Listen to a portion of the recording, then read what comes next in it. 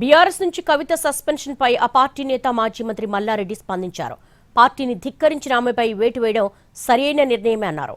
కేసీఆర్ కు కుమార్తె కుమారుడి కంటే పార్టీనే ముఖ్యమన్నారు. కుమార్తె కుమారుడి కోసం పార్టీని ఆయన నాశనం చేసుకోలేరన్నారు. కాళేశ్వరంపై తప్పుడు ప్రచారం చేస్తున్నారన్నారు మల్లారెడ్డి. సీబీఐ పేరుతో కేసీఆర్ ఇబ్బంది పెట్టాలనుకోవడం సరికాదన్నారు.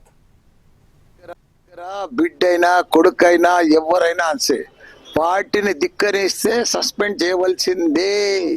సెకండ్ ఆప్షన్ లేదు. కేసీఆర్ అంటే మీకు తెలియదు, ఆయన ఒక పెద్ద ఇది యుగ పురుషుడు భారతదేశంలోనే.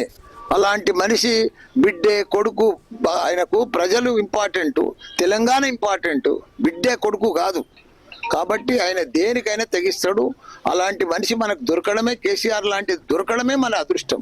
3 లక్షల మెట్రిక్ టన్నుల ధాన్యం పండించిన ఘనత కేసీఆర్ దయా.